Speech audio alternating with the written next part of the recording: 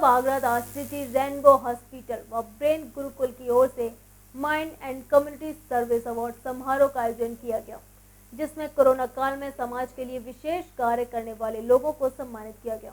Rotary club Agra ताज city rainbow hospital और brain Gurukul की ओर से रेनबो हॉस्पिटल के सभागार में mind and community service award समारोह आयोजित किया गया। सर्वप्रथम रोटरी क्लब आगरा ताज सिटी ने पूरे कोरोना काल में अपनी सेवाओं से लोगों की मदद करने वाले वॉरियर्स में ट्रैफिक पुलिस से जर्नी ऑफ रूट संस्था से एरम, हैंड कांस्टेबल अजीत पाल सिंह, उमेश सिंह, जोमेटो से गौरव शर्मा, राजकुमार, नगर निगम से प्रमोद दिवाकर और मुकेश को प्रशस्ति पत्र देकर सम्मानित किया गया। रोटरी क्लब आगरा ताज सिटी के अध्यक्ष डॉक्टर नरेंद्र मल्होत्रा ने कहा कि ये समाज के वो प्रहरी हैं जिन्होंने विषम परिस्थितियों में भी अपनी सेवाओं से लोगों तक मदद पहुंचाई। आज जो है रेनबो हॉस्पिटल में अद्भुत मातृता, इनक्रेडिबल मदरहुड और गर्भ संवाद और गर्भ संस्कार से कैसे एक महिला को होने वाले बच्चे का इंटेलिजेंट होना और उसको एक सुपर हीरो की तरह बनाना किस प्रकार से करा जा सकता है वो बताया जा रहा है। और रोटरी क्लब पूरे अंतर्राष्ट्रीय रोटरी का ये 116वां जन्म दिवस सप्ताह भी है।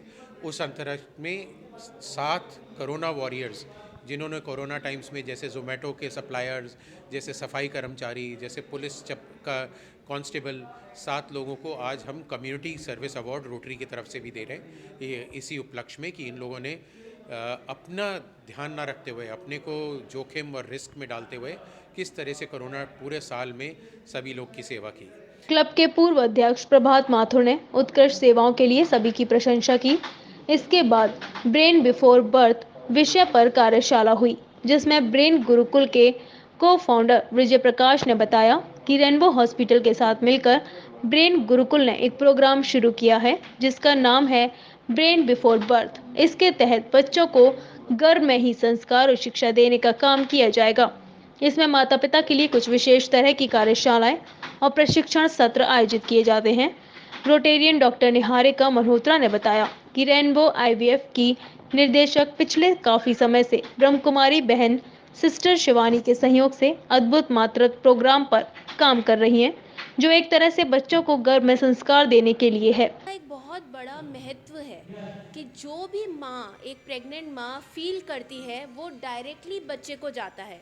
उसके इमोशंस, उसका गुस्सा, उसका रोना, उसके आसपास का सारा एनवायरनमेंट, और यही सारा एनवायरनमेंट वो बच्चा सीख ले लेता है। तो जब एक माँ अगर पूरे अपने 9 महीने में कोई एक पर्टिकुलर गाना सुन रही होगी, तो जब वो बच्चा पैदा होगा, आप उस बच्चे को वो गाना सुनाएंगे तो बच्चा डेफिनेटली उस पर रिस्पॉन्ड करता है।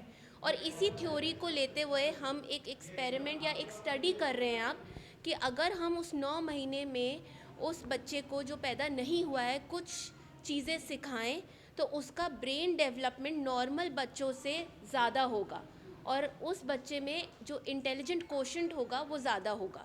अभी जो हमने बच्चे यहाँ दिखा रहे हैं, उन बच्चों को ट्रेनिंग पैदा होने के बाद दी गई है, जब वो बच्चे पैदा हो गए थे उसके बाद। बट अब हम प्रेगनेंसी में ये ट्रेनिंग शुरू कर रहे हैं। डॉक्टर जयदीप के इस प्रयास को हाल ही में भारत सरकार ने आत्मनिर्भर भारत के एक डिजिटल अभियान में स्वास्थ्य क्षेत्र की दूसरी सर्वश्रेष्ठ ऐप का स्थान दिया था। ब्रेन गुरुकुल भी बच्चों में सेंसेस की मदद से ब्रेन डेवलपमेंट के क्षेत्र में अग्रणी काम कर रहा है। समारोह के अंतर्गत ब्रेन गुरुकुल में शिक्षा प्राप्त कर रहे कुछ बच्चों ने अपनी प्रतिभा का प्रदर्शन किया।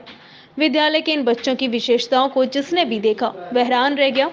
इनमें से कोई आंखों पर पट्टी बांधकर भी स्केटिंग, साइकिलिंग, चित्रों, मोबाइल में फोटो और प्ले कार्ड्स को पहचानने में सक्षम था, तो कोई गणित और विज्ञान के सवालों को चुटकियों में सुलझा रहा था।